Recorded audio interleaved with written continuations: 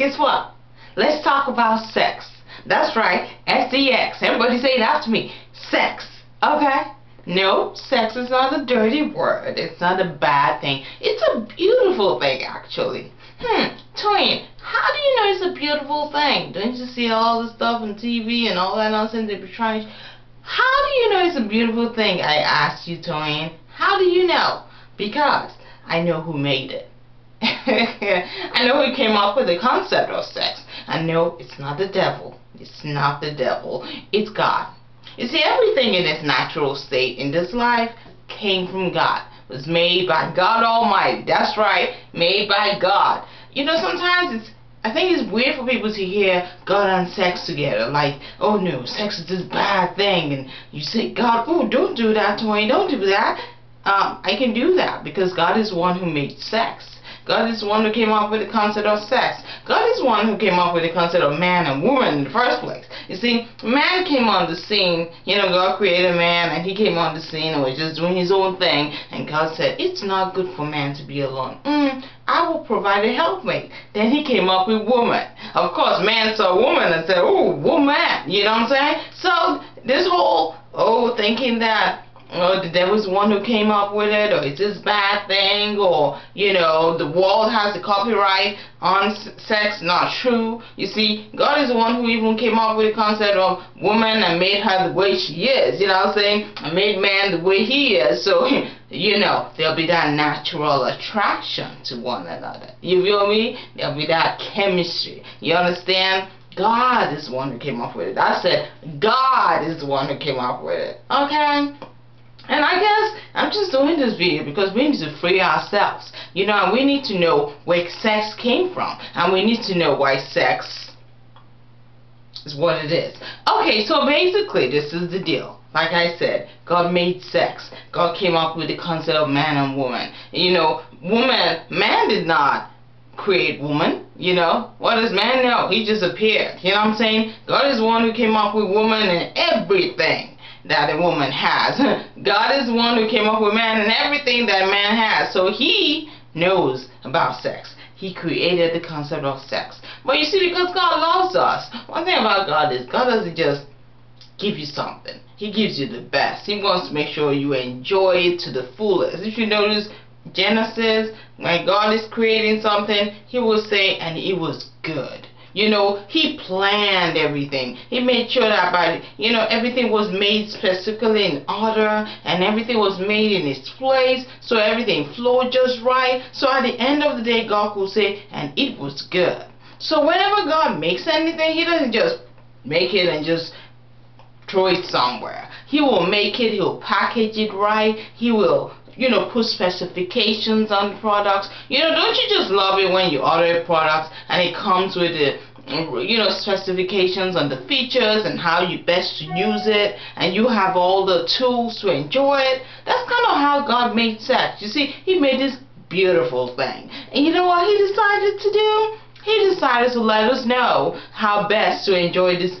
Actually, the only way to enjoy this beautiful thing. And that's why he created marriage. He created marriage just with the sex and as well as other things. But he created a safe environment to make sure that you get to enjoy sex in its wonderful state. Because sex cannot be fully enjoyed unless it is within the confines of marriage, unless it's within the safe environment of marriage. Because marriage provides the safe environment for sex to be expressed in all its fullness and all its glory and all its levels. Okay? Because you see, sex is not just about a man putting his man part in a woman. You know what I'm saying? Really? God is so much more deeper than that. You see, when God makes something, it's got levels. Levels of enjoyment. Levels of best. You know, he does it. And I was reading Genesis today, and I was seeing how God made things specifically, and he kept on adding stuff until at the end of it, he said, and it was very good. Everything was complete. You see, with God, it's not just one level you get tons of levels. So sex is not just about, I feel I feel like having sex. I want to ease myself all of it, So let me go grab someone and have sex. No. You see, if that's the concept you have of sex, you're missing out on the greatness of sex. You're missing out on the whole purpose of sex and the beauty of sex. You see, because like I said, sex has so many things to enjoy. It's more than just man and woman have sex. There's a union, there's a oneness that comes about as a result of having sex with someone else. So that's why God created marriage. Sometimes some people think, actually, the devil tries to lie to people and say, you know what, God is just trying to make you miss out. All them, people talking about, having saving sex until marriage. They're just missing out, and they're trying to make you miss out on something fun. And that's exactly the lie that the devil used on Eve. When God said, you know what, this tree, don't eat it. Don't eat it. I've given you everything else, mind you. But don't eat this tree because it's not good for you right now. It's not good for you. Okay, so now the devil's going to try to tell Eve that, you know what, God knows that if you actually eat it, you will be more like God. And they were already made in the image of God. Okay? But of course, because Eve for some reason thought God was holding something back from her, and maybe God lied to me, so she thought, oh shucks, I am going to eat that tree. The fruit of the tree. Okay, not the tree, but the fruit of the tree. So that's the lie the devil tries to use on people. Oh, you're missing out. God is trying to make you miss out on something fun. It's only natural for a man and a woman to want to have sex. Yes, it is natural, because God made it that way. You know what I'm saying? So the devil tries to lie to people that, you know what, you're gonna be missing out if you don't have sex right now before marriage. But what he's trying to do is shortchange you. In fact, you need to get your money back from the devil, because this is the deal. Okay, let's say you buy $1 million house. Let's make it 10 million. Let's make it harder, okay? You buy a $10 million house, and that house has about 8 rooms. 8 counted, 8 rooms. But now you decide, oh, you know what, shucks, I'm just going to live in the living room now. I'm going to just confine myself to the living room and never go into any of the other rooms. What have you done to yourself? You just really messed yourself up, and you probably need to get your money back. Because what's the point of getting a mansion with 8 rooms if you're going to just confine yourself to 1 room? That's the same thing with having sex. Not in marriage, but just having it outside of marriage. Because it's in marriage that you can fully enjoy all the levels of sex. Okay? How do I know this? Because the person who came up with the idea said so. It's kind of like, when they made the iPad and everything, and they told us how we need to use it, and then you decide, oh, you know what, oh no, I'm not going to use it that way, but instead, what I'm going to do with my iPad is, I'm going to be banging it on the floor, and I'm going to hit, the screen of my iPad. That's how I'm going to use it.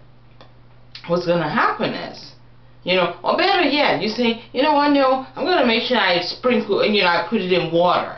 Every once in a while. What's going to happen is you will not enjoy that iPad for too long at all. Okay? It's the same thing. The person who made sex says that the way you can enjoy sex in its fullness, the way you can fully express yourself in sex and reach all the levels of sex is within marriage.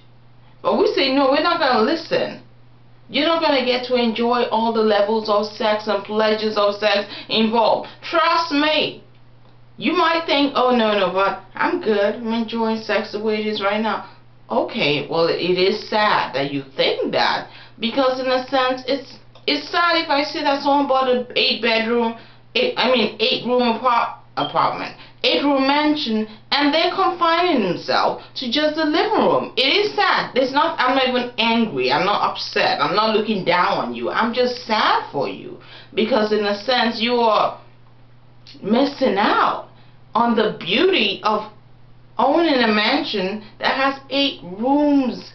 You know, imagine you can go to one room and then the next room and then the next room and then the next room. But you say you want to just stay in one room. I'll say, what's the point then? You just wasted your money. You just wasted your time of having sex if all you want to do is enjoy one level. Okay? Because you cannot fully enjoy all the levels involved in sex unless you do it the way the person who made sex made it. Okay? Because like I said, sex was a man's idea. I know they're trying to make it seem like, oh, it's a guy thing, you know. Guys always talk about sex. I don't know the research on that. But, you know, they're trying to make it seem like it's this guy thing or, you know, and all that. But it's not. Man did not come up with sex. Man did not even know about woman until God came up with the idea of woman. Okay? Man did not do anything to create woman the way she looks, the way she is. Woman did not do anything to create man the way he is. But we're going to sit there and try to make it seem as if we got the copyright on what sex is all about. When the person who came up with the concept of man and woman and chemistry and attraction says, and sex, says this is how to enjoy it. And the thing is, I realize that, you know, a lot of times it's just because we've heard the devil's lies so much that, you know, it's kind of like, you know, it happens with kids. It's very interesting. The minute you tell a kid, don't do something, all of a sudden that's the thing they want to do. Because for some reason, there's a lie that goes on in every human that, why are they keeping this from me? You know, like for example, you tell your child, don't touch that plant, poison ivy, not good for you, it'll make you itch all over. And then the kid says, why will my mom keep me from that poison ivy tree? I will make sure I go right up in there and touch that tree. You feel me? It's a human problem we have. The thing that is really bad for us, or the thing that is the best thing for us, we think someone's trying to keep us back. Why would God want to keep you away from something beautiful if He made it in the first place? And I keep emphasizing that God made it. Sex is not from the devil. Church, are you listening to me? Sex is not from the devil. And I don't think the church in general thinks this, but I think some people think this in the church. I think some people in the world even thinks this. You know, I think a lot of people think this. Sex is not of the devil.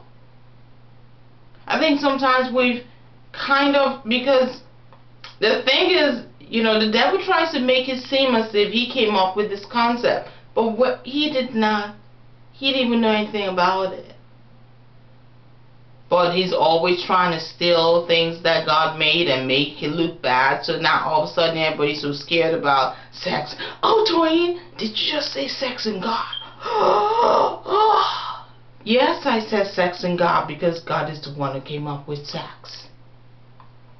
And so, goes on to say, God is the one who knows how you're going to enjoy sex to its fullness and enjoy all the levels involved in having sex. It's because God loves us. It's because God has more than just, like I said, body parts going into one another. Sex is more than that. Because He put so much all up in sex and packaged such beauty in sex that He put it in a safe environment for you to enjoy it. That's why He says, wait for it, wait for it. You know, we're in this fast food mentality. We want things right now, right now, right now. You know, can you imagine if you want to eat your food, or maybe you're about to eat some steak now, and you want it to be done well. but you hurry up the cook and you're stressing the cook out and say, oh, give me the steak now, give me the steak now. What you're gonna end up eating will be, or having, will be steak that's not cooked, maybe at all. And then you really will not get to enjoy a well done steak. You feel me? So, and this is not a matter of pride. You know, we could take you to another place entirely and feel all pride, you know, full of pride that, you know, I'm saving myself for marriage. And it's a wonderful thing to be happy about. But be happy about it because you're doing what makes sense. Be happy about it because you're only doing what the right thing to do. You're not any special or better than someone who chooses. Okay, let's say, back to my example. I love my examples. Two people buy $10 million mansions, and one of them decides to live in one room, and you decide to use all of the rooms. Okay? You're not any better than the person who's living in one room. In fact, you're just doing what you should do. You should live in all the rooms. And in a sense, it's not anything, for me to look down on another person who chooses not to enjoy the fullness of living in all the rooms. In fact, my heart breaks for you that you are shortchanging yourself and wasting your money buying a $10 million home, but you're not enjoying the fullness of living in a $10 million home because you've restricted yourself to enjoying only one room. So this is not a matter of, prideful and, see, I'm saving myself for marriage. It's not anything to be prideful about. It's something to be happy about. But I cannot even look down on someone who chooses not to. My heart, like I said, my heart goes out to them because I think, wow, you are not enjoying the fullness of this beautiful thing. It's like, you know, you have a wonderful cake and there are all these layers. You got the ice cream layer, you know what I'm saying? You got the cheesecake, you got the vanilla, you got the all kinds of cakes. But you choose to eat. Hold on one second. Hold on one second.